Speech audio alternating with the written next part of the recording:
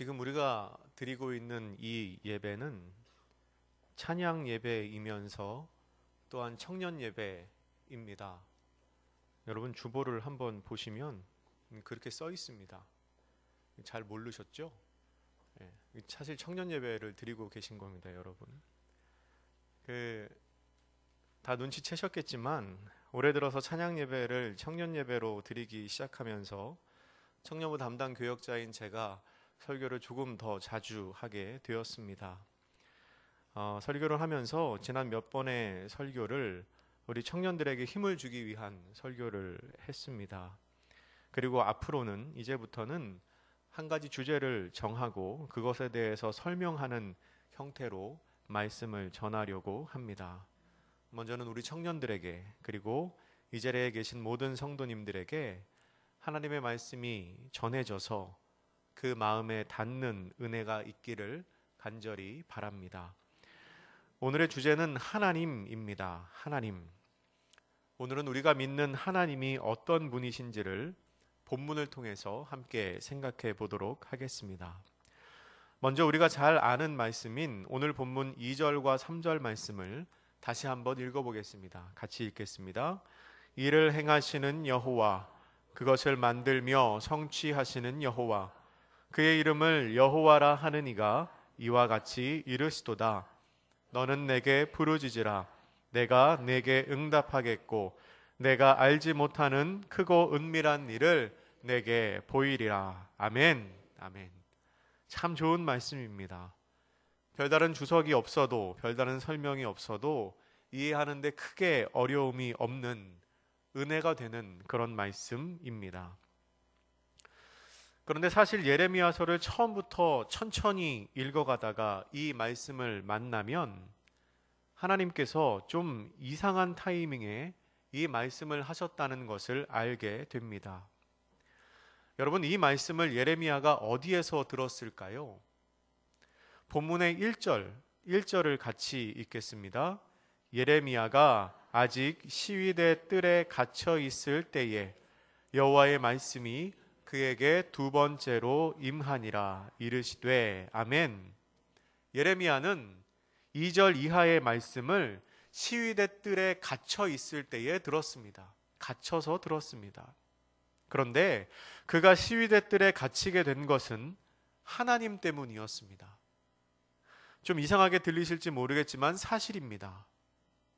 예레미야서 32장 1절 2절과 3절의 처음 부분 그리고 5절의 끝부분을 읽어볼 텐데요. 화면을 통해서 보시지요. 32장 1, 2절입니다. 유다의 시드기야 왕 10째 해 곧 느부갓네살 18째 해에 여호와의 말씀이 예레미야에게 임하니라. 그때 바벨론 군대는 예루살렘을 에워싸고 선지자 예레미야는 유다의 왕의 궁중에 있는 시위대 뜰에 갇혔으니. 여호와의 말씀이 예레미야에게 임했고 예레미야는 갇혔습니다. 그런데 왜 그렇게 됐는지가 3절부터 나옵니다. 3절의 처음과 5절의 끝부분을 제가 읽어보겠습니다. 이는 그가 예언하기를 여호와의 말씀에 보라, 내가 이 성을 바벨론 왕의 손에 넘기리니 하였더니 유다 왕 시드기야가 이르되 내가 어찌하여 이같이 예언하였느냐 하고 그를 가두었음이더라. 아멘. 예레미야는 분명히 하나님이 전하라고 하신 대로 전했습니다. 그런데 그 말을 들은 시드기야 왕이 불길한 예언을 한다고, 유다가 망한다는 그런 기분 나쁜 이야기를 한다고 예레미야를 가둬버립니다. 어떻게 보면 좀 억울하게 갇힌 거지요. 그런데 그런 예레미야에게 하나님께서는 또 이상한 행동을 시키십니다. 감옥에 있는 예레미야에게 사람을 시켜서 베냐민 땅 아나돗에 있는 밭을 사라고 하십니다. 예레미야서 32장 8절에 있는 말씀입니다. 하나님께서는 조금 전에 유다가 망하게 될 거라고 하셨습니다. 나라가 망할 거다, 전쟁에 나서 망할 거다 라고 말씀하셨습니다.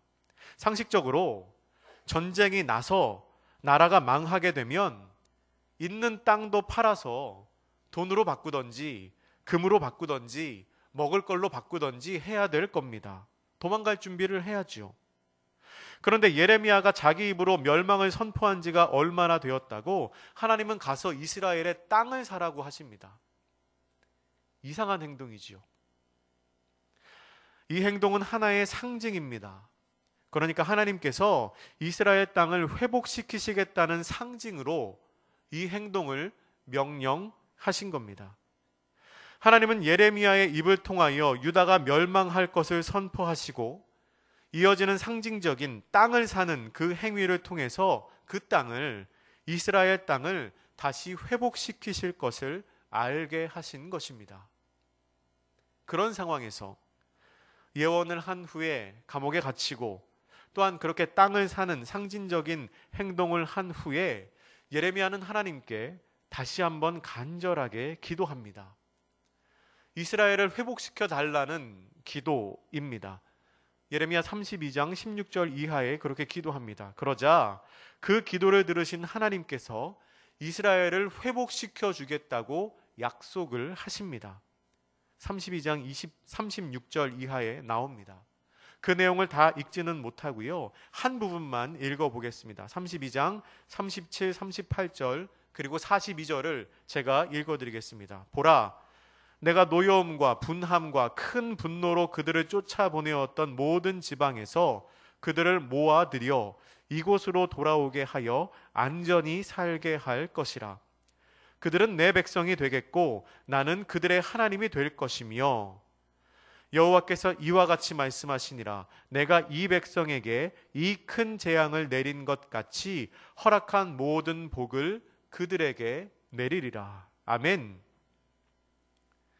예레미야의 기도와 하나님의 회복의 약속이 담겨있는 이 32장 말씀은 여러분이 나중에라도 꼭 읽어보시면 좋겠습니다. 예레미야가 어떻게 기도했고 하나님이 어떻게 약속하셨는지를 꼭 읽어보시면 좋겠습니다.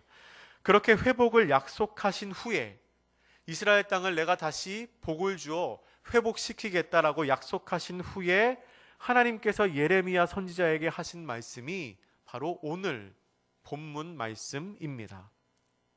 그런데 이 말씀을 듣고 있는 예레미야의 입장에서 하나님의 이 말씀이 어떻게 들렸을지를 생각해 보면 조금 당황스러울 수도 있을 것 같습니다.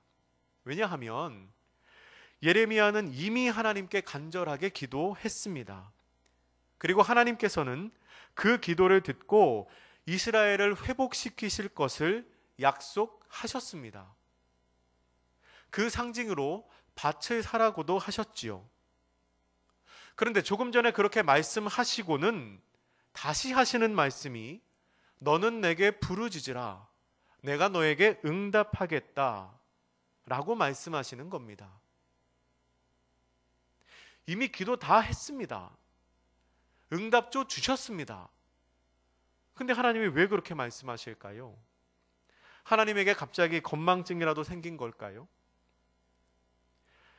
여호와께 부르짖는다 혹은 하나님께 부르짖는다 라는 히브리 표현은 보통 어려움 가운데 있는 하나님의 백성이나 그 백성의 지도자가 하나님께 소리 지르며 소리치며 도움을 요청한다는 뜻으로 쓰입니다. 그 옛날 애굽 땅에서 노예 생활을 하던 이스라엘 민족이 바로 이렇게 기도를 했습니다. 그런데 하나님께서 다시금 예레미야 선지자를 통하여 그런 기도를 하라고 요청하시는 겁니다. 하나님께서 예레미야에게 왜 이렇게 말씀하셨냐면, 왜 다시금 기도를 요청하시냐면, 하나님께서는 이미 회복을 약속하셨지만 그럼에도 불구하고 이스라엘 민족이 계속해서 기도하기를 원하시기 때문입니다. 이미 좋은 것을 예비하셨지만, 좋은 거 주겠지만, 그럼에도 불구하고 나를 향한 기도를 쉬지 말라는 겁니다. 제가 종종 인용하는 에스겔서 36장 37절, 38절 말씀도 같은 내용을 말합니다. 주 여호와께서 이같이 말씀하셨느니라. 그래도 이스라엘 족속이 이같이 자기들에게 이루어 주기를 내게 구하여야 할지라. 내가 그들의 수요를 양떼같이 많아지게 하되 제사 드릴 양떼 곧 예루살렘이 정한 절기의 양무리 같이 황폐한 성읍을 사람의 때로 채우리라. 그리한즉 그들이 나를 여호와인 줄 알리라 하셨느니라. 아멘. 에스겔서 36장은 하나님께서 에스겔 선지자를 통하여 이스라엘 민족의 회복을 선포하시는 장입니다.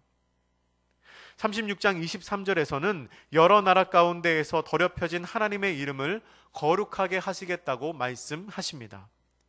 26절에서는 새 영과 새 마음을 이스라엘 민족에게 주겠다고 말씀하십니다. 35절에서는 황폐한 땅이 에덴 동산 같이 되며 무너진 모든 것이 다시금 건축될 거라고 말씀하십니다. 하나님께서 그렇게 무너진 모든 것들을 회복시키시겠다는 겁니다. 그런데 하나님이 그 일을 하실 때에 이스라엘 민족에게 요구하시는 것이 있습니다. 그것은 바로 기도입니다.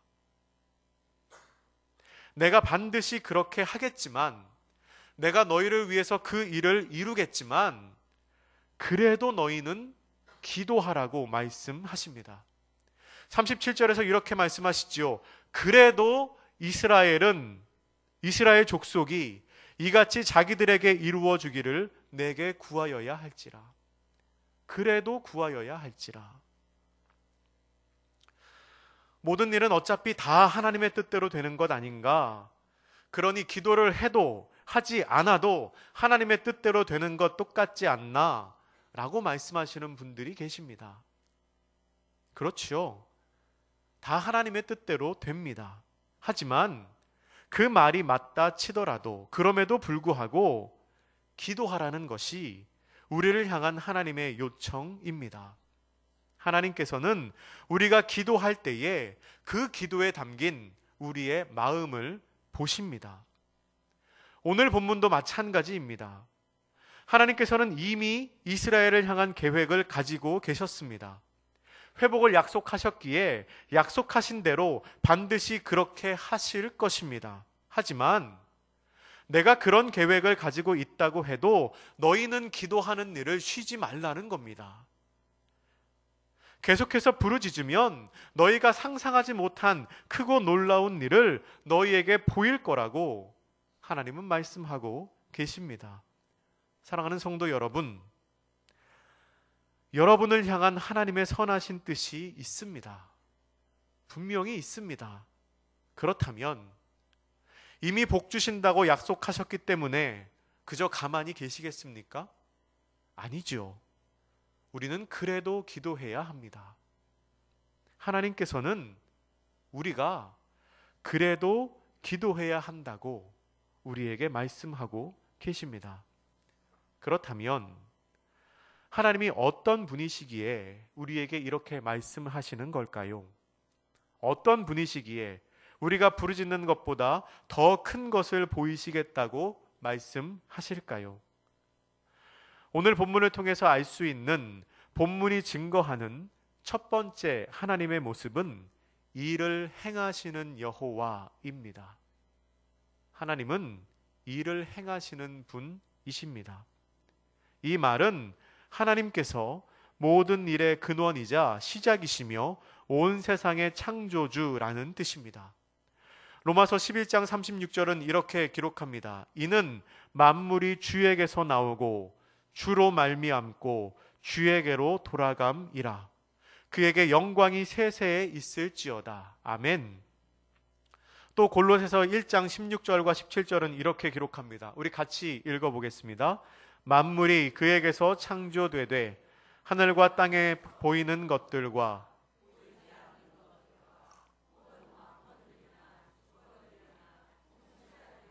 권세들이나 만물이 다 그로 말미암고 그를 위하여 창조되었고 또한 그가 만물보다 먼저 계시고 만물이 그 안에 함께 섰는지라. 아멘. 성경은 이 세상 모든 것이 하나님으로부터 시작했음을 분명히 증거하고 있습니다. 헬라어 성경 70인역과 다른 성경 번역본들은 오늘 본문에 나온 이 일이라는 말, 일을 행하시는 여호와 할 때 이 일이라는 말을 땅으로 번역하기도 합니다. 땅. 그러니까 일을 행하시는 여호와라는 말의 의미가 땅을 시작하신 분, 땅을 만드신 분이 여호와라는 뜻이라는 겁니다. 진화론자들은 이 세계가 창조가 아닌 진화에 의해서 생겨났다고 말합니다. 사람은 유인원으로부터 진화를 했고, 척추동물은 무척추동물에서, 다세포 생물은 단세포 생물에서 진화했다는 겁니다. 그러면 최초의 생물은 어디에서 왔다고 말할까요? 진화론자들은 물질의 융합에서 최초의 생명, 세포가 생겼다고 말합니다. 아주 오래전에 원시수프라고 불리는 유기물이 풍성한 액체에 어떤 외부적인 자극이 가해져서 어느 날 갑자기 생명이 생겼다는 겁니다. 100번 양보해서 그럴 수 있다 치고, 그럼 그건 어디에서 왔냐고, 물은 어디에서 왔고 아연, 아미노산, 질소와 같은 유기물은 어디에서 왔냐고 물어보면 진화론자들이 하는 대답은 이렇습니다. 빅뱅, 대폭발. 그 최초에 알 수 없는, 원인을 알 수 없는 큰 폭발이 있었고, 그 뒤에 생긴 여러 가지 상황에 우연히 겹치면서 생명이 생기고 진화가 이루어졌다고 말합니다. 그러면 그 빅뱅 전에는 무슨 일이 있었는가? 빅뱅이 생길 수 있는 에너지는 어디에서 왔는가? 라고 하는 질문에는 그 어떤 과학자도 대답하지 못합니다. 모른다고 하죠. 그 전은 모른다. 그냥 그 일이 있었고 그 후에 이렇게 됐을 것이다 라고 설명합니다. 하지만 저는 대답할 수 있습니다. 빅뱅이 있었다면 그 전에는 그 모든 일을 이루신 하나님이 계셨습니다. 우리가 지금 말씀을 통해 본 것처럼 일을 행하시는 여호와가 먼저 계셨습니다. 하나님께서 세상을 만드셨다는 것을 사도 요한은 계시록 4장 11절에서 분명하게 기록합니다. 우리 주 하나님이여, 영광과 존귀와 권능을 받으시는 것이 합당하오니 주께서 만물을 지으신지라. 만물이 주의 뜻대로 있었고 또 지으심을 받았나이다 하더라. 아멘. 여러분 기억하십시오. 모든 일의 시작에는 일을 행하시는 여호와가 계십니다.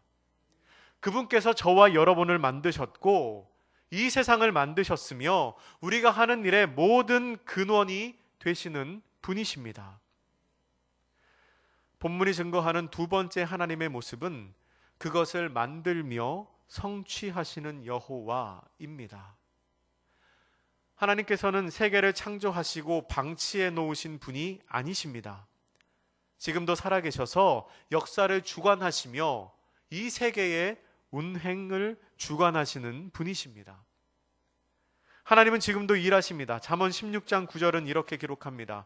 사람이 마음으로 자기의 길을 계획할지라도 그의 걸음을 인도하시는 이는 여호와시니라. 아멘. 하나님께서는 지금도 저와 여러분의 걸음을 인도하시며 우리의 삶을 만들어 가시는 분이시라는 것을 기억하시기 바랍니다. 오늘 본문 이후의 역사적인 상황을 통해서도 우리는 일을 만들며 성취하시는 여호와의 모습을 볼 수 있습니다. 하나님께서는 예레미야 선지자에게 말씀하신 대로 결국 유다를 망하게 하십니다. 그 나라를 망하게 하십니다. 또한 밭을 사는 상징적인 행위로 보이신 것처럼 포로로 끌려간 이스라엘 백성들을 70년 후에 다시 그 땅으로 돌려 보내십니다. 그런데 그 과정이 참 놀랍습니다. 여호와께서는 바벨론으로 사로잡혀 갔던 유다 사람들을 이방 왕 고레스를 통해 예루살렘으로 돌아오게 하셨습니다. 이방 나라의 왕인, 하나님을 알지 못하는 나라의 왕인 고레스가 포로로 잡고 있던 유대인들을 풀어줄 거라고 누가 상상이나 했겠습니까? 아무도 그 일을 상상하지 못했습니다. 하나님께서 예레미야 선지자에게 말씀하신 대로 누구도 알지 못하는 크고 은밀한 일을 그들에게 보이신 것입니다. 물론 세상에는 하나님의 일하심을 믿지 않는 사람들도 있습니다. 19세기 독일의 철학자 프리드리히 니체는 즐거운 학문이라는 그의 책에서 신은 죽었다라고 말합니다. 들어보셨죠? 신은 죽었다. 그 말은 당시에 대단히 충격적인 말이었습니다. 그런데 니체가 신은 죽었다라고 말하면서 그 근거로 되는 것이 무엇인지 아십니까? 그는 그의 책에서 이렇게 말합니다. 너는 저 미친 사람의 이야기를 들어보지 못했느냐? 그 미친 사람은 대낮에 등불을 밝혀들고 저잣거리에서 나는 신을 찾는다라고 외쳐댔다. 저잣거리의 사람들이 저마다 짓거리며 한바탕 웃어댔다. 미친 사람은 그들을 놀아보며 말했다. 신이 어디로 갔는지 나는 이것을 너희들에게 말하고자 한다. 신은 죽었다. 신은 죽어 있다. 우리가 신을 죽였다. 너희들과 내가 신을 죽였다. 우리는 모두 살신자들이다. 세상은 점점 더 추워지지 않는가? 더욱더 밤이 깊어가고 있지 않는가? 대낮에도 등불을 켜야 할 지경이 아닌가? 교회가 신의 무덤과 묘비가 아니라면 도대체 무엇이란 말인가? 니체는 우리가 신을 죽였으며 그 증거가 교회라고 말합니다. 이 무슨 말일까요? 만약에 신이 살아있다면 교회가 그럴 수는 없다는 겁니다. 이 각박한 세상에 교회마저 저지경이 된 걸 보면, 교회마저 그 안에 사랑이 없고 능력이 나타나지 않고 어두워지고 추워지는 이 세상을 방치하는 것을 보면 신이 죽은 게 확실하다는 겁니다. 신은 죽었다. 교회를 봐라. 신이 없지 않느냐? 이게 니체의 말입니다. 그런데 정말 그런가요?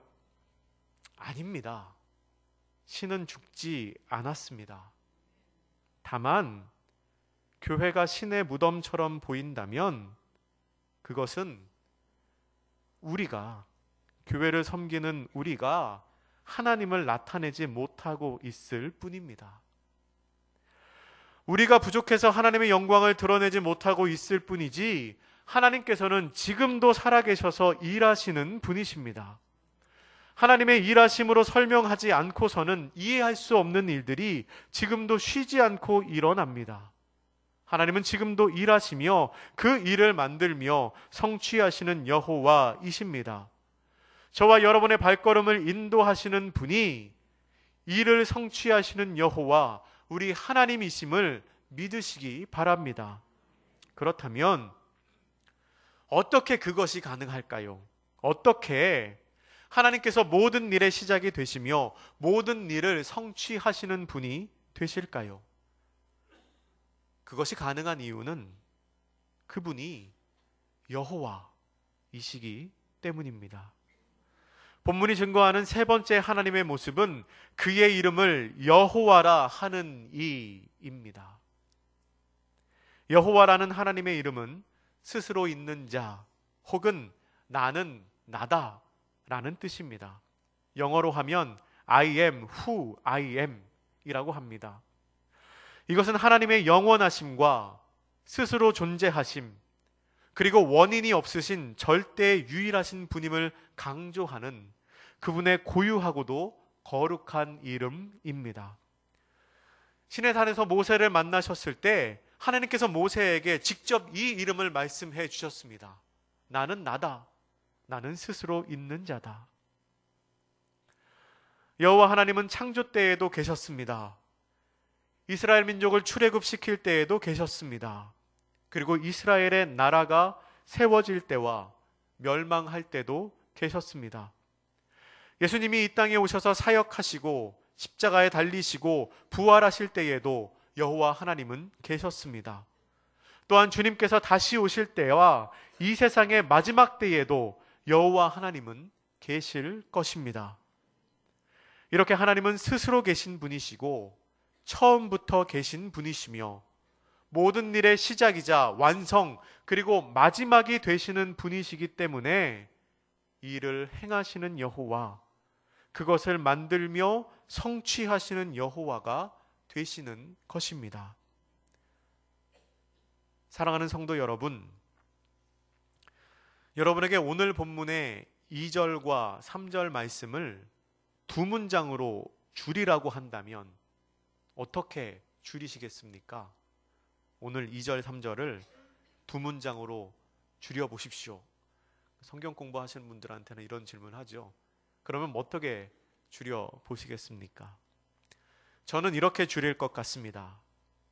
다 내가 한 일이고 앞으로도 다 내가 할 것이다. 그러니 너는 나 여호와에게 기도하라. 다 내가 한 일이고 앞으로도 내가 다 할 거다. 그러니 너는 나에게 기도하라. 사랑하는 청년 여러분, 그리고 성도 여러분, 이 세상을 창조하시고 운행하시는 하나님의 주권을 인정하시기 바랍니다. 또한 이를 행하시는 여호와, 그것을 만들며 성취하시는 여호와, 그의 이름을 여호와라 하는 그분을 여러분의 하나님으로 섬기시기를 바랍니다. 이게 제일 중요합니다. 그분이 아무리 위대하신 분이더라도 그분이 나의 하나님이 아니면 아무 소용이 없습니다. 여러분, 그분을 여러분의 하나님으로 섬기십시오. 그리고 그분께 부르짖으시기를 바랍니다. 기도를 요청하시는 하나님의 명령을 거부하지 마십시오. 우리가 하나님께 부르짖을 때 하나님께서 여러분이 알지 못하시는 크고 은밀한 일을 반드시 여러분의 삶에 보이실 것입니다. 기도하겠습니다. 사랑의 하나님 아버지, 이를 행하시는 여호와, 그것을 만들며 성취하시는 여호와, 그의 이름을 여호와라 하시는 주님을 나의 하나님으로 섬기기를 원합니다. 하나님이 어떤 분이신지를 바르게 알게 하시며 그 주님의 도우심으로 살아가는 우리 모두가 되게 하여 주옵소서. 또한 기도를 요청하시는 주님의 명령에 순종하여 우리를 위해 예비하신 크고 은밀한 은혜를 삶으로 체험하며 살아가는 우리 모두가 되게 하여 주옵소서. 감사드리며 예수님의 이름으로 기도